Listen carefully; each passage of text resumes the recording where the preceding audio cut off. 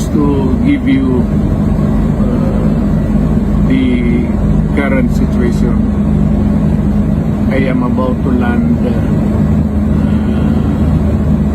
sa Hague. Galing ako Dubai. Stopover for it's a long haul, it's a long flight. Okay ako. Do not worry. And I think this is something to do with the law and order noon. At sinasabi ko naman sa mga pulis, military na trabaho kayo at ako ang managot. So ito na nga, for all of the whatever happened in the past, ako na yung nag-front sa ating law enforcement at military. Sinabi ko na I will protect you and I will ako ang managot sa lahat. This will be a long legal proceedings. But I say to you, I will continue to serve my country at so be it. Oh, ganun ako. This day. Salamat. Hello everyone, magandang gabi po sa lahat po ng ating mga tagapanood. Ito po ang inyong favorite na tagalista ng Noisy, si Sasro Gando Sasot. Alam niyo naman, ako ang #1 tagalista ng Noisy. I-share niyo na po ito ngayon din para po sa kaliwanagan ng lahat. Ito na po ang ating alam niyo naman ang bagyo, hindi ba? Sunod-sunod yan. Ito po ang susunod na signal number 4, di ba?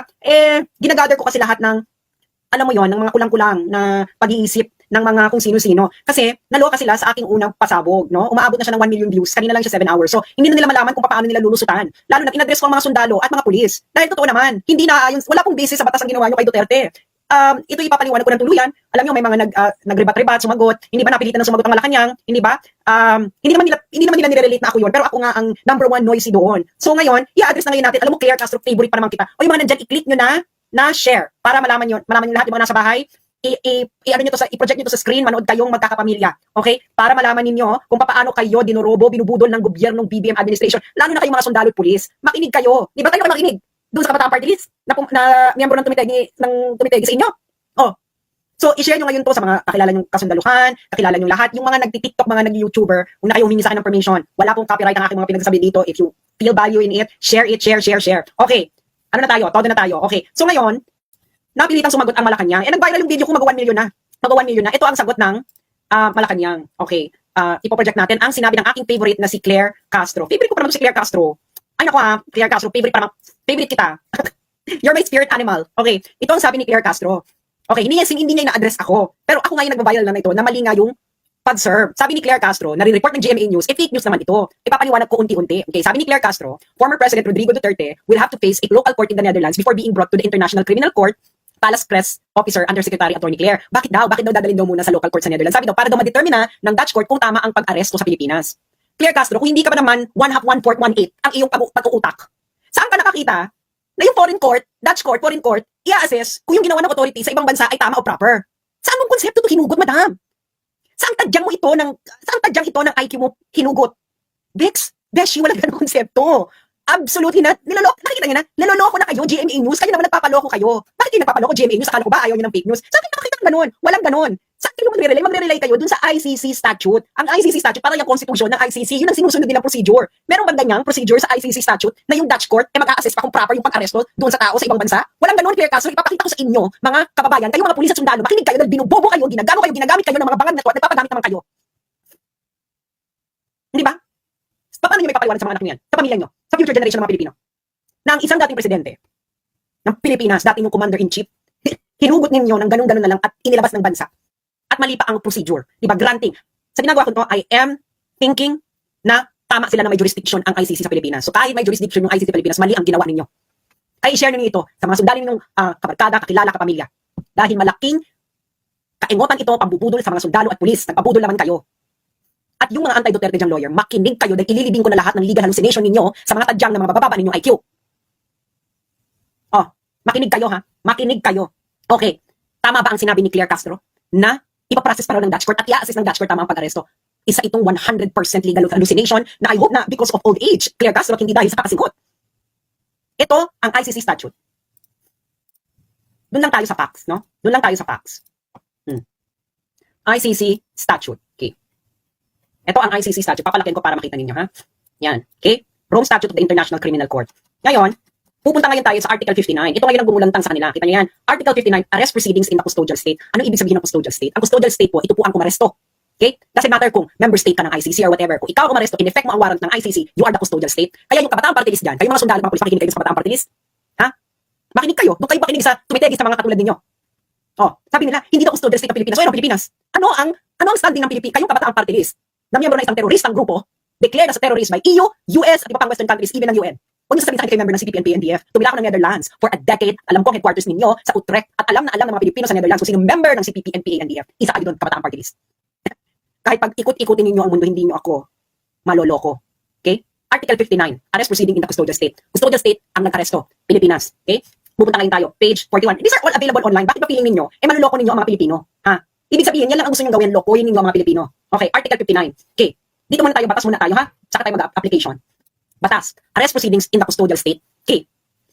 Sabi dyan, a state party which has received a request for provisional arrest or for arrest and surrender shall immediately take steps to arrest the person in question in accordance with its laws and provisions of Part 9. Then may na muna natin yung Part 9. Ibig sabihin, nakuha sila ng request. Warrant of arrest. Yun yung sinasabi nila Interpol no thread notice. Sino ba nag-notice sa Interpol? ICC. Ibig sabihin may warrant. Nagpa-request sa Pilipinas na i-serve yung warrant kay Duterte. O di ka custodial state. Ano ka? Anong standing mo kung hindi ka custodial state? Ano? What is your legal standing? Ano ka? Rendezvous state? Ano ito kabataan party list? Linawin mo to. May nasabi sa akin, kagagamit mo lang ng law school. Well, congratulations, no? Na natanggap ka sa bar. Pero aminin na natin, 5 units lang ang international law sa Pilipinas. Hindi ba? Leiden University Total. Oh, inaresto. In-effect mo ang warrant. Okay, anong susunod? Step 2, Article 59.2. A person arrested shall be brought promptly before the competent judicial authority in the custodial state, which shall determine, in accordance with the law of that state, that the warrant applies to that person, the person has been arrested in accordance with the proper process, and the person's rights have been respected. Ulitin natin, sa Tagalog. Ang inarestong tao, dapat karipas na dadalhin sa competent judicial authority ng custodial state ng Pilipinas. Ang competent judicial authority, in accordance with the law of that state, ay magdedetermine kung ang warrant ay applicable, ay applies doon sa inaresto. Yung person na inaresto ay naayon sa tamang proseso at nirespect ang karapatan ng taong inaresto. Ikaw, Claire Castro Bangag, asaan dyan ang Netherlands? Saan mo ipapasok dyan, madam? Kung bar exam ito, madam, at ito lang ang tanong, bagsak ka, Becky. Yung mga nakikinig dyan sa akin, nasaan dyan ang bansang Netherlands? Kung ma-justify mo kung nasaan dyan ang Netherlands ba ang custodial state? No. So, bakit ikaw na umaresto, Pilipinas, ang sasabihin mo, ang magdidetermina kung tama ang pag-aresto mo ay korte ng Netherlands? Saan ninyong hinugot ang katarantaduhang konseptong ito? Claire Castro, papaano ka pumasa ng abugasya na hindi mo muna binasa ang batas bago mo ibuka ang bibig mo? Kung gaano mo binuka ang bibig mo, gaanon kakitid ang utak mo. Sino ka, madam? Nasa tamang pag-iisip ka, may nakikita ka ba na hindi namin nakikita dito sa Article 59 na kung paano ang tamang pag-aresto? Kayo nga, mga nakikinig kayong sundalo at pulis. Mali ba ako? Kung mali ako, maghain kayo. Ha? Maghain kayo. Mga sundalo at pulis, maghain kayo. Okay, I don't know. Mag-ano kayo dyan? Military court. Maghain kayo. Tapos pauwiin nyo ako at sabihin ninyo na mali ako at ginagago kayo mga sundalo at pulis at i-firing squad nyo ako kung mali ako. Pero kung ako ay tama, anong ginawa sa inyo? Oh, Claire Castro, magpaliwanag ka. Saan sa Article 59 na ang Netherlands ang magdidetermina kung tama ang proseso ng pag-aresto? Kayong GMA News. Ano na? Dahil ba ilang porsyento sa inyo ay sa ng kumpanya ninyo ay pag-aari ni? Yung mga nakikinig sa aking senatorial candidate na pro Duterte noon, ano? Magpaliwanag kayo. Nasaan dito? Di ba? Lalo na yung bagong Pilipinas team. Oh, kakampi ninyo. Sinasabi, Netherlands daw ang magpaprocess. Nasaan dyan ang Netherlands? Netherlands ba ay custodial state? No. Ang Netherlands ba ang nag-aresto? No. Ang custodial state ay ang umaresto. Ang custodial state ay ang nag-effect ng warrant of arrest. Sino ito? Malinaw sa bawat Pilipinong nakapanood ng mga pangyayari kahapon kung anong ginawa ninyo kay Duterte. Hindi ba? Naka-live ito. Paano nyo sa amin madidinay ang mga nangyari? Inaresto nyo. Oh, paano ngayon Paano nyo ngayon ito sasabihin, Claire Castro, na ang Netherlands ang magpa-process? Nasaan siya dyan? Nasaan ang Netherlands dyan sa Article 59? Palaki natin para makita ng katiting mong utak. Oh, nasaan siya dyan? Nasaan ang Netherlands dyan, madam? Oh, malaki na yan. Nakakahiya naman sa mata mo. Sa mata mong pinakitid ng utak mo. Nasaan ang Netherlands dyan, madam? Nasaan? Oh, a state party has received a request for provisional arrest or for arrest and surrender. Netherlands ba ang naka-receive? No. Pilipinas ang umaresto, di ba? Who immediately took step to arrest the person? Si Duterte. Pilipinas. And then, from step 1 to step 2, a person arrested shall be brought promptly before the competent judicial authority in the custodial state. Ang custodial state ay yung arresting state. Netherlands ba, Claire Castro, ang arresting state? Nasa Netherlands ba si Duterte nang siya inaresto? Wala. Nasa Pilipinas. Inaresto nyo, di ba? Okay. Ang sunod na tanong, kayong mga nakikinig, nakita nyo ang lahat. Ipinresenta ba nila? Oh. Ay ang requirement after ng arrest, a person arrested shall be brought promptly before the competent judicial authority. Ano ibig sabihin nito? Ilalagay, ipipresenta nyo si Digong sa harapan ng competent judicial authority. Ginawa ba nila ito? Kayong mga sundalo at mga pulis na nakikinig sa akin, ginawa nyo to? Ginawa ito ng mga kasamahan ninyo? Sa dati ninyong commander-in-chief? Oo lang, oo, hindi lang ang sagot. Napakasimple. Oh. Oo o hindi. Na pagkatapos arestuhin si Duterte, ay ipinresenta si Duterte sa harapan ng competent judicial authority ng Pilipinas. Oo o hindi. Yung mga sundalo at mga pulis na nakikinig sa akin. Oo o hindi. Hindi. Nakita namin ang lahat ng nangyari, huwag kayong magmamang-mangan. Ginawa ba ito? Ginawa ba ito ng competent judicial authority? Ha? Pagkatapos ninyong iharap si Duterte? In-examine ba ng competent judicial authority pagkatapos siyang arestuhin na ang warrant ay nag-a-apply kay Duterte na tama, nasa tamang proseso ang pag-aresto? At ang karapatan ng inaresto nyo ay respected? O ayan o, in accordance with the law of that state, Claire Castro, in accordance with the law of the state that arrested, paano mo sasabihin na yung Netherlands ang mag-a-assess? Netherlands, ano yung Netherlands gagamitin niya yung sarili niyang bakas para i-assess kung tama yung pag-aresto sa Pilipinas? Baliw! Kung ba, example, ito lang ang question, bagsak ka na, hindi ka naging abogado ngayon. Okay, step 2 yun. Step 3. Oh, nahiharap mo na sa competent judicial authority. Step 3. The person shall have the right to apply to the competent authority in the custodial state for interim release pending surrender. Oh, yung competent authority dito, yung competent judicial authority yan. Okay? Eh, hindi mo nga hinarap sa competent judicial authority. So, ginawa ba ito mga kababayan? Binigyan ba nila ng karapatan si Duterte na mag-apply sa competent authority? Eh, paano mo nga gagawin? Hindi mo nga hinarap sa competent judicial authority. Saan yung gagawin niyan dito? Kailangan niyang interim release. Okay? Pending surrender. Pwede siya, karapatan niya yan. Karapatan niya ng mga akusado sa ICC. Ginawa ninyo? Napanood niyo lahat? Ginawa niya? Ginawa nila? Ginawa ng BBM administration? Simple lang sagot dito. Oo, hindi. Procedure 2 eh. Ang procedure, checklist lang yan. Yes or no lang ang sagot dyan. Yan ang yes or no. Kayo sa mga kongreso. Yan ang tamang yes or no lang ang sagot. Yung procedure. Kung procedural question. Okay. After nyan, i-review ng competent judicial authority. Ano i-review niya? Okay? I-review niya kung pwedeng bigyan ng interim release. Ngayon, yung ICC, ino-notify na may request for interim release yung akusado. At yung ICC magbibigay ng recommendation kung pwede ba or hindi. Recommendation lang. Ngayon yung korte ang huling magde-decide. Okay? Sabi sa step 6, if the person is granted interim release, ibig sabihin, yung korte ng arresting state, yung Pilipinas, kung nag-grant nila, yung ICC, yung pre-trial chamber ng ICC, ay magre-request ng periodic reports ng status ng interim release. Okay.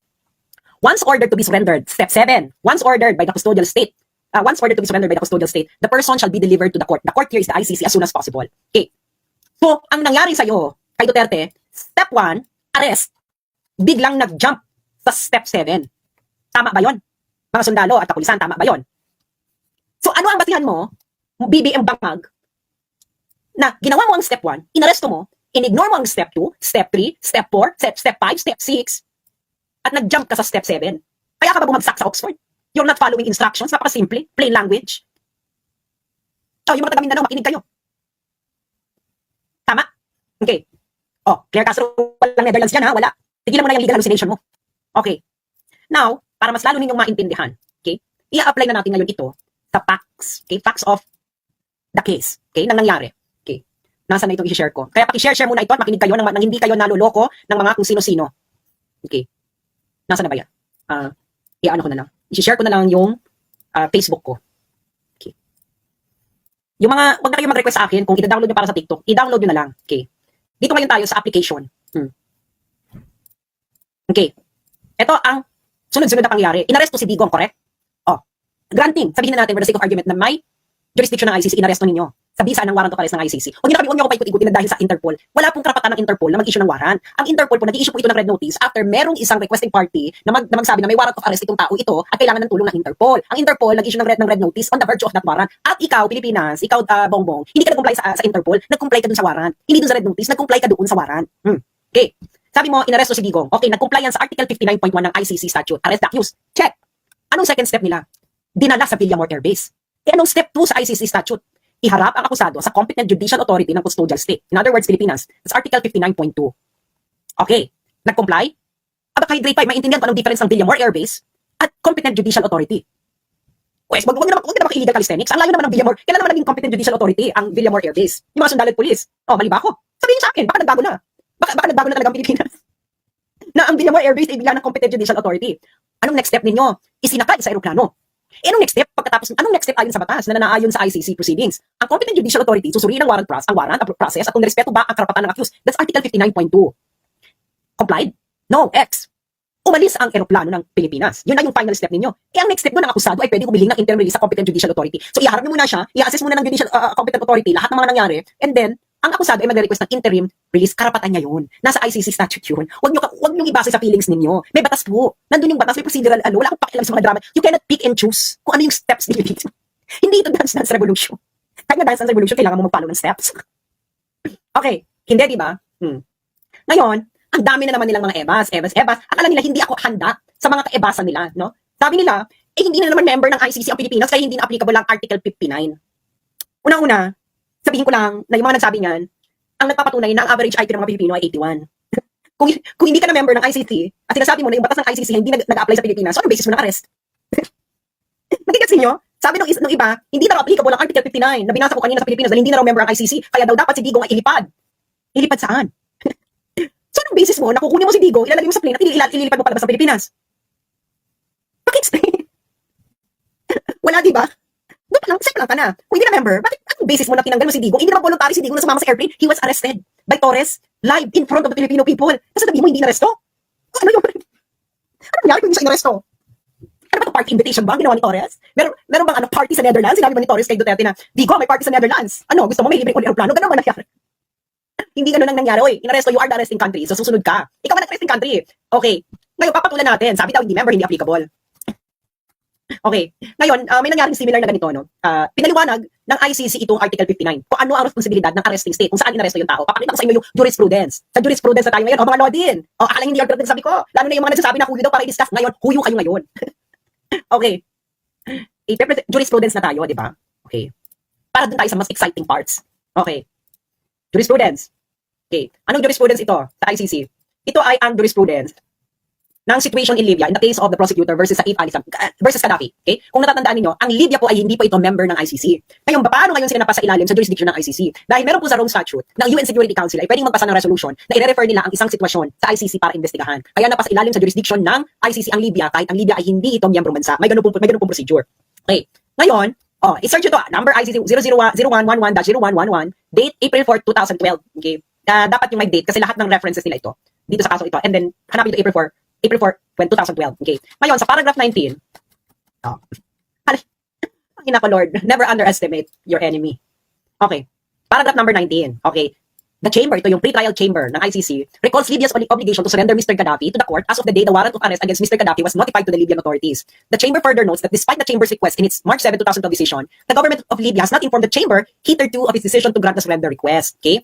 Absent any justification for postponing the execution of the surrender request, the government of Libya must therefore makes its decision to grant the surrender request, afford Mr. Gaddafi the procedure described in Article 59 of the statute, which necessarily follows from arresting a person pursuant to a surrender request. And 3, start making arrangements in preparation for the surrender of Mr. Gaddafi to the court without further ado. Ano yung sinabi?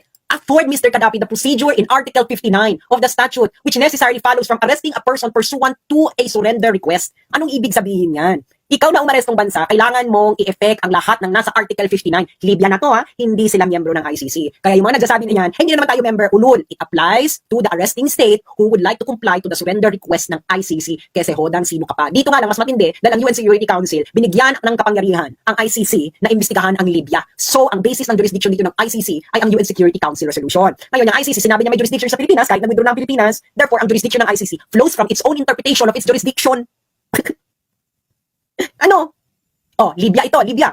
Nakikita nyo, kailangan daw si Mr. Gaddafi ay ibigay lahat ng procedure described in Article 59. Ano yung Article 59? Uulitin ko mga sundalo at mga pulis, okay, na nakikinig sa akin. Kung gusto nyo magpaloko pa sa gobyernong ito, gawin ninyo, pero may mga taong matagal nang gising.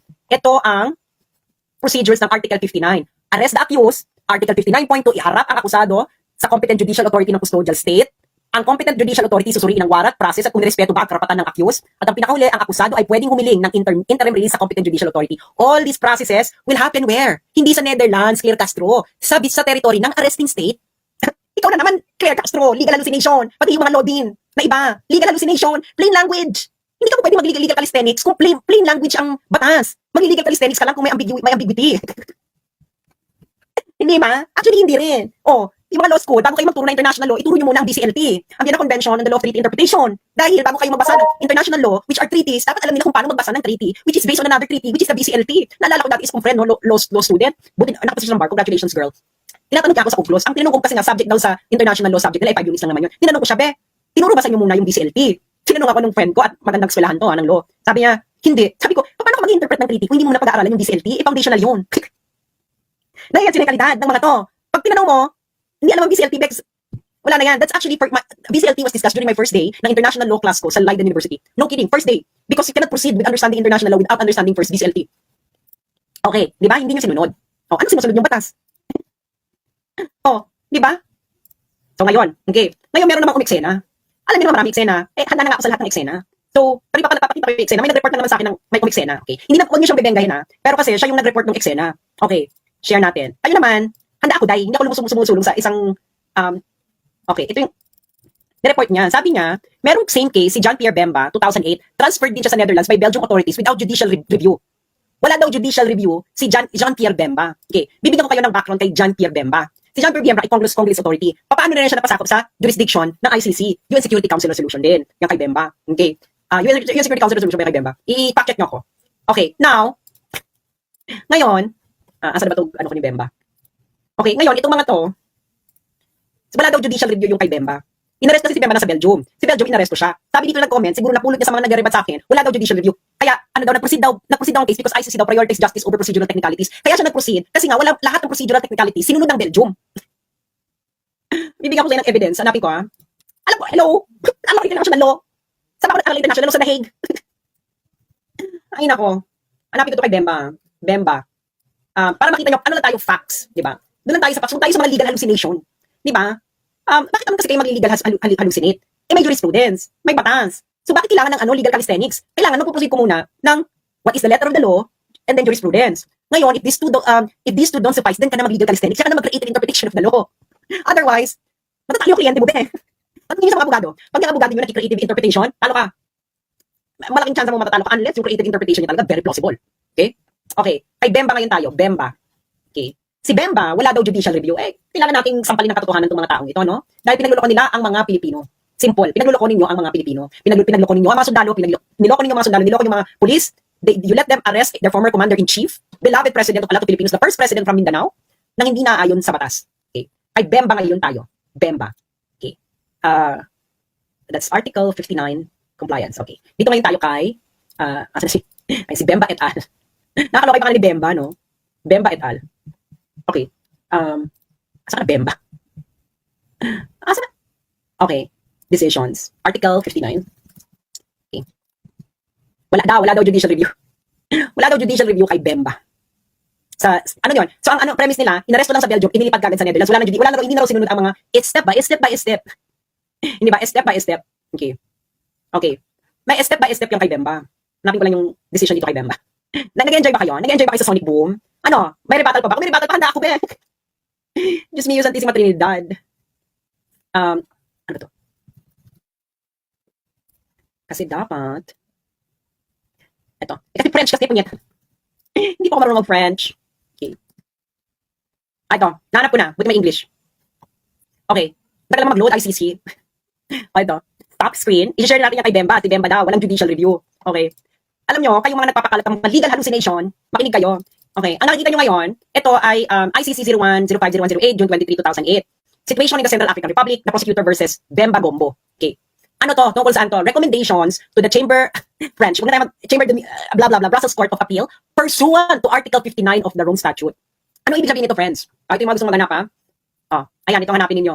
Yan. ICC 01-05-0108, June 23, 2008. Yung mga abogado, makinig kayo. Ano to? Okay? Saan galing ito? Anong pagdidesisyon nila? Recommendation nila doon sa Belgian Court, sa Brussels Court of Appeal. Brussels Court of Appeal na, Bakit ngayon sila nag-recommend sa Brussels Court of Appeal? Kasi nga may judicial review, mga bes. Hindi ba sinabi ko na sa inyo? May step. Ano yung isang step? Ipapakita ko ba yung step? Ipapakita ko yung step para yung mga yung may legal hallucination. Okay? para may legal hallucination, para makapalo. Para makapalo yung mga nag-legal hallucination, di ba? Mamaya na ta. So, pakita ko ng step to dun sa Article 59. Anong step yan? Okay, step. Okay. Anong step yang? Yang pinakita ko kaninang desisyon. Okay, Article 59. Pakita ko sa inyo anong step yan. Pag kasi kayo magdadada, pag-aralan niyo muna yung buong history ng kaso, nire-refer ninyo. Nalako, alam ko, dahil pinag-aralan nga namin ito sa Netherlands, sa Leiden University, mga bet. At ang isa sa mga professors ko sa international law ay isang defense lawyer sa International Criminal Court. Ano be? Professor ko sa jurisprudence. Hindi lang sa jurisprudence, international legal jurisprudence. Oh, di ba? So, ito Article 59, nakita nyo yun, di ba? In pursuant of Article 59. So, step 1, inarrest mo ng Belgium kasi nga may warrant of arrest. Check, nag-comply ang Belgium. Ano ang next step? Step 2, hinarap sa competent judicial authority. Malamang hinarap nila sa judicial competent authority, kaya nga umakyat na sa Belgian Court of Appeal. Hindi ba? Kung hindi naman kayo 1/2, 1/4, 1/8, 1/32, and I don't know plot length, nakatiting na kakutaan ninyo, may steps. Okay? Yung pinakita ko sa inyo kanina, yung recommendations ng ICC, alam niyo kung nasaan na yun? Step 5 na yun. Ayan o. The pre-trial chamber shall be notified of any request of interim release and shall make recommendations to the competent authority in the custodial state. Yung pinakita ko sa inyo, step 5 na yun. Si Bemba, na sinasabi niyo walang judicial review, mga Bex, nasa Belgium siya nung nangyayari ito kasi nga, nagko-comply yung Belgium, the arresting state, sa Article 59. Kaya walang technicalities at chuchuchu. Yung mga sinasabi yung technicalities in criminal law, procedural justice is important. Dahil, nakalagay mismo sa Rome statutes, the rights of the accused will be respected all throughout the proceedings. Ibig sabihin, from the moment that you arrest, hanggang ma-convict yan, the rights of the accused will be respected. The right ni Duterte, the life, liberty, and property of Duterte will only be subject to whatever after conviction. Hanggang ngayon, Duterte is innocent until proven guilty beyond reasonable doubt. Oh, di ba? Step 5. Okay, step 5 na ito pinakita ko sa inyo. Di ba? Step 5 na nga. Oh, step 5 na yung kay Bemba. Kasi nga, ayan, recommendations to the Brussels Court of Appeal pursuant to Article 59 of the Rome Statute. Pursuant to Article 59 of the Rome Statute na nandyan ang judicial review sa arresting state. So saan nyo na naman hinugot yung pinagsasabi ninyo na yung Belgium ay walang judicial review kay Bemba bago siya isurrender sa ICC? Ano na naman itong mga tinitira ninyo? Pentel pen ba ito? May judicial review ang Belgium. Babasahin natin kung ano nangyari, di ba? Ito yung, sabi, on May 23, 2008, the Chamber issued a warrant of arrest against Bemba. Okay. That same day, on the basis of the warrant of arrest, in accordance with the Article 90 of Rome Statute, the Chamber requested the Kingdom of Belgium provisionally arrest Mr. Pierre Bemba and ensure his safety until his final surrender to the registrar of the court. When issuing the warrant of arrest, the Chamber considered there were reasonable grounds, etc. Okay. The warrant of arrest was executed by the competent authorities of the Kingdom of Belgium. Nandun kasi sa Bemba, sa Belgium. So yung Belgium ngayon, ang custodian state. Nasa Belgium sa Bemba eh. Ngayon, on May 30, the Council for Mr. Pierre Bemba filed French ito yung interim request for liberty. Okay. Ngayon, yung Court of Appeals ng Belgium, binigyan siya ng recommendations ng ICC. So, meron judicial review, mga Bex. Nagigets ninyo? May judicial review bago siya sinurrender sa ICC. May judicial review saan? Plus, sa custodian state. Ano uli yung custodian state? Ang custodian state, ang arresting state. Ngayon, dinebunk ko ba kayo ng hinugot ko lang sa kadyang ang mga argument ko? Hindi. Dinebunk ko kayo according to what? Plain reading of the law, ICC statute, and jurisprudence of the ICC. Ngayon kayong mga nakikinig sa akin, mga sundalo police. Ano ngayon ang ginawa sa inyo ng BBM administration? Tell me, were you acting on the presumption of regularity? Paano regular? Hindi nga, Torres was not acting on presumption of regularity. Torres was acting on the condition of the ignorance of the process of the ICC.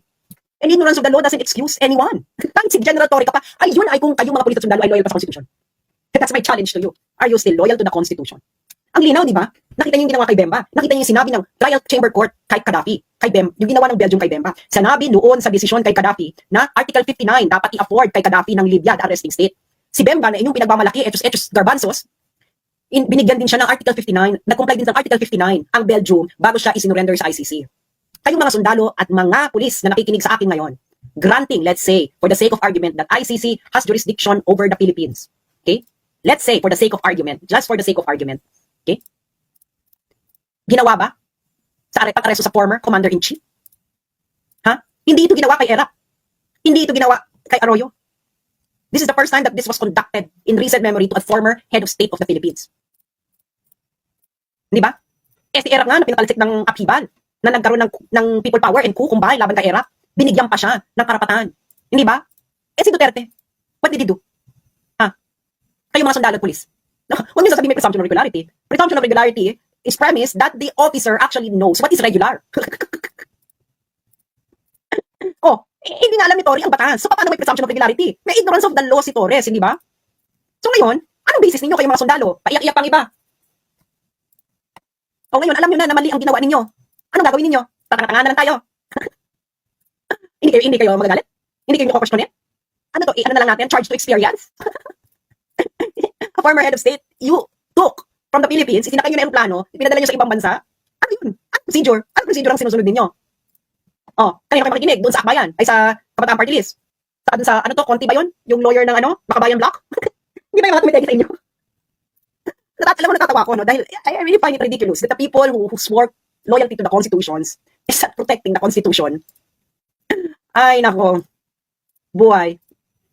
Kayo na ang may kasalanan yan. Hindi ba? Ngayon, itasampal ulit natin ang nangyari, no? Ipoproject natin ang nangyari sa mga nakikinig sa ating sundalo at pulis. Okay? Para mahimasmasa naman kayo sa ginawa sa inyong pangdorobo ng gobyernong ito. Wala na itong ginawa matino kundi mandorobo ng tao. Oh, inaresto niyo si Digong, correct? Check. Inaresto niyo siya on what basis? Warrant ng ICC. Otherwise, anong basis? Anong basis kung siya inaresto? Nag-comply ba ito sa procedure? Okay, check. Granting na may jurisdiction ng ICC. Check ang Article 59.1. Anong next step? Anong next step ng ginawa ninyo? Inilagat niyo sa Villamor Air Base. Step 2 sa ICC arrest proceedings. Iharap ang akusado sa competent judicial authority ng custodial state. Ito ay Pilipinas. Article 59.2. Ang sabi ni Claire Castro, ang step 2 daw sa Netherlands, sa local court sa Netherlands. Hindi po ganon. Dahil hindi naman po ang Netherlands arrest eh. Hindi po Netherlands ang nag-effect ng warrant or nag-request to surrender a suspect. Pilipinas po, kayo yun, yung mga sundalong nandun, yung mga pulis. Dinala niya sa Villamor Air Base. Kailan po ba naging competent judicial authority ang Villamor Air Base? Baka sa bagong Pilipinas, ang kasama na ang Villamor Air Base sa competent judicial authority. Yung mga taga-Mindanao dyan, makinig kayo. And the next step nyo, isinakay sa aeroplano. Hindi na kayo nag-comply sa Article 59.2, pati doon sa dapat gagawin sa Article 59.2, dapat yung competent judicial authority susuriin ang warrant, process ng pag-aresto, at kung nirespeto ba ang karapatan ng accused. Kasi sinakay nyo nga sa aeroplano eh. Si Torre ba ay competent judicial authority? No arresting officer. Dapat ang ginawa ni General Torre, hinuli niya, ipinresenta niya sa harapan ng hukuman. Dahil yun ang nakalagay sa arrest proceedings ng ICC. Oh, ngayon, kung hindi mo ginawa yan, anong basihan mo ng ginawa mo? Oh, anong basihan nyo ng ginawa ninyo? Mamili kayo ICC statute, Philippine Constitution, Rules of Court of the Philippines, which one? Para mahimay natin kung nagko-comply. Which one ba? Rome ICC statute, Philippine Constitution, Rules of Court ng Pilipinas. Which one nag-comply? Nakita nyo na hindi nag-comply ng ICC statute, X lahat. Philippine Constitution nag-comply ba? Eh, hindi ka nga po pwedeng dumiretso muna sa Philippine Constitution kasi sabi niya may jurisdiction ng ICC. So ngayon, the rules of the ICC in arresting a suspect of a proceeding in the ICC is going to part of the domestic law of the Philippines. So ang umiiral na batas ngayon, kung sinasabi niyo ang Pilipinas ay under jurisdiction ng ICC, then it is the Article 59 is in operation sa Pilipinas. Ngayon, pwede nyo naman sabihin, hindi operational ang Article 59. Kung hindi operational ang Article 59, ano yung basis ninyo ng arrest? Article 59, arrest of the accused, ginawa ninyo. Sabi nyo, Article 59, hindi ito applicable. Eh, bakit applicable ang Article 59.1? Pero yung ibang items sa Article 59 hindi applicable? Ano yan? Select and choose. Tapos na to, choose your own adventure? Ano bang ginawa nyo sa ano? Ano bang ginawa nyo sa Malacanang? Ganito ba? Ganito, bulag-bulag point. Ay, Article 59.1 lang. Ganun ba yan? Ganyan ba ginawa ninyo? Tapos yung mga sundalo, mga pulis naman, ginawa nyo tonta. Pinapunta ninyo doon, kunwari, compliant. Kukunin nyo yung tao, Pilipino, tatanggalin nyo ng Pilipinas, isa sa kanyang plano, tatanggalin nyo ng Pilipinas. Eh, si Tebes nga, may red notice. Nasa Istimor lang, napakaliit ng bansa ng Istimor. Dahil yung Istimor, maliit talaga siyang bansa. Hindi nyo nga ma-extradite. Si Tebes, may warrant pa rin sa Pilipinas, hindi nyo ma-extradite mula Istimor. Tapos hindi go, hindi naman siya nag-resist. Hindi ba? Pero hindi nyo siya sinabihan ng karapatan niya. Nakarapatan niya, ano yun sa mga karapatan? Humiling ng interim release sa competent judicial authority. And that will only happen after you present him before a competent judicial authority. Yun dapat ang ginawa ni General Torre. Hindi yun ang ginawa ni General Torre. Even the ICC jurisprudence on Gaddafi says that na pagkatapos mong arestuhin after effecting a warrant of the ICC, Article 59 will apply to the suspect kahit sino pa yan. Kahit yung kay Bemba. Yung kay Bemba may judicial review. Kayo yung mga nagsasabi sa inyo na walang judicial review yung kay Bemba. Yung mga magpapakalat niyan. That is incorrect. 100% incorrect. Pinakita ko na sa inyo, hindi ba? I-review nyo na lang. Hindi ba? Merong judicial review. Kay Duterte, hindi siya hinarap sa competent judicial authority. Ang competent judicial authority, habang nandun siya, hindi sinuri kung ang warrant, ang process, at ang mga karapatan niya ay respetado. At hindi siya sinabihan na pwede siyang humiling ng interim release sa competent judicial authority. Anong nakita ninyo? Pilit siyang kinukuha ni General Torre para isakay sa aeroplano. Hindi ba? Yun ang mga nakita niyo sa baybayan ninyo. Huwag kayong magmaangan kayong mga sundalo, kayong mga pulis. Ngayon, saan kayo loyal? Loyal kayo sa Constitution? What is the basis sa Constitution ng arrest? Mag-aantayan tayo ng desisyon? Alam niyo na, napakalinaw. Hindi nyo kailangan mali. It is incorrect. Flawed. You gave up the sovereignty of the Philippines. Ito, may role pa yung Korte ng Pilipinas, oh. Iharap sa competent judicial authority ng custodial state. Pilipinas yung custodial state, Claire Castro, hindi Netherlands. Your legal hallucination is too much already, madam. Magpa-hair follicle test ka na. Wala yan sinasabi mo. Yung sinasabi mo, Claire Castro, wala yan sa Rome Statute. Wala yan sa jurisprudence ng ICC. Walang papel ang Dutch court sa pagsusuri kung ang pang-aresto sa akusado ay proper. Unless na citizen nila ang involved, one, resident nila ang involved, two, or kung yung tao ay inaresto doon sa territory ng Netherlands. Doon lang nag-activate ang Dutch court in order to comply with Article 59. Yung sinasabi mo, Claire Castro, kayo naman GMA News 7, pinapakalat nyo ang kabubuhan ni Castro, halatang-halata kayong GMA News kayo ay mga bayaran kayo ni Marcos ngayon, na hinahanan nyo si Marcos, nagpapatira kayo sa puwet sa mga Marcoses ngayon. Pinabroadcast nyo naman yung katangan. Wala ba kayong legal researcher? Hindi ba kaya? Ang laki lang nakikita ninyo Tapos puro kabubuhan pinapakalat sa mga Pilipino. O yung mga sundalo at mga pulis, naniniwala naman kayo. Uto-uto. Oh, nasa ng papel ng Netherlands? Wala. It's not in the jurisprudence of the ICC. It's not in the Rome Statute. So saan hinugot ito ni Claire Castro? Saang dako ng kanto ng namamagamong Kepyas hinugot yung legal hallucination mo, Claire Castro? It's not in the Rome Statute. It's not in any jurisprudence of the ICC. Not even in the Philippine Constitution. Not in the rules of court of the Philippines. Not in the jurisprudence of the Philippines. May papel pa ang korte ng Pilipinas sa mga nangyayari. Anong ginawa ni General Torre following whose order na i-disregard ang korte? Sagutin niya yung mga sundalo pulis. Ano ang basis ni General Torre para i-disregard ang korte na may papel pa ayon sa Article 59 ng Rome Statute? Ayoko ng yes o no dito. Give us your most talented reply. Tingnan natin kung may basehan yan. Kailangan meron tong jurisprudence ha.